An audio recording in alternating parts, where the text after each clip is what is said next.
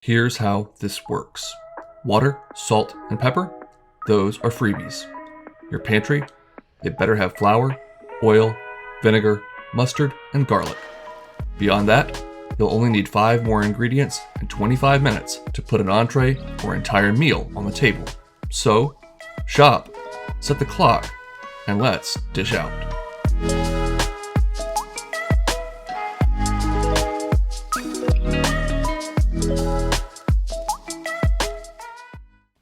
Our 5 ingredients today are some ground beef chuck, some jumbo hamburger buns, a little bit of pepper jack cheese or cheese of your choice,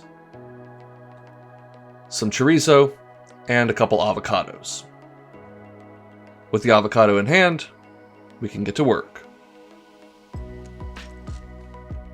The first thing we're going to do is add about half a pound of chorizo to our half pound of ground beef and use a fork to thoroughly combine that. I would recommend using a fork or a spatula because the heat from your hands is going to melt a lot of the fat in that beef and chorizo and make this a sticky mess. Once you've got it relatively homogeneous, you can set that aside.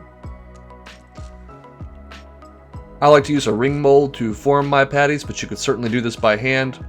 The written recipe is going to call for this to be made into quarter-pound patties, but I was feeling quite hungry, so I made mine into 3 1/3 pound thick boys. Once you got them formed, pat them out to your desired thickness, add a splash of olive oil to a skillet over medium heat, and season your patties. Now, bear in mind that chorizo does already have seasoning in it, so don't go overboard. We're going to cook these over medium heat for 5 to 6 minutes aside. I want to get a nice brown color on that first side before we give them a flip.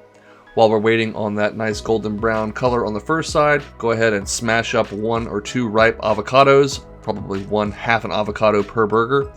The more ripe your avocado is, the easier this is going to be, but just have it, pit it, scoop it out, and smash it up to the consistency of your liking. And of course, you'll want to season that avocado as well. It's pretty bland all on its own.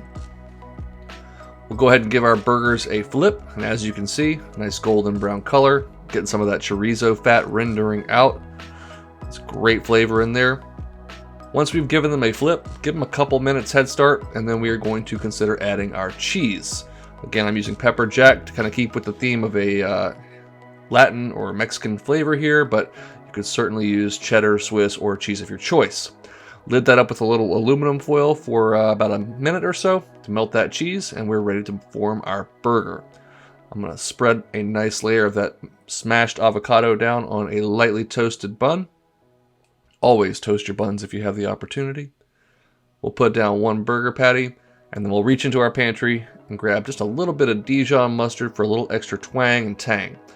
Spread that and pop the lid on that bad boy, and we're ready for a cross section on this. Looks super juicy already, but let's see how we did. Oh man, you can see the juices just pouring out. I did cook this about well done because of the chorizo and the pork in there, but well done here is no problem. It is still super juicy. Look at all that. It's like a waterfall of flavor. I know burgers can get pretty redundant. There's a billion recipes out there for them, but this is a flavor explosion. I hope you'll give it a try. Serve it up with some chips and salsa, some chips and queso. Put whatever other toppings you like on top, lettuce, tomatoes, onions. Make it your own, as I always say, but definitely make it. This thing rocks. Thanks for watching. I'm out. Go make something delicious.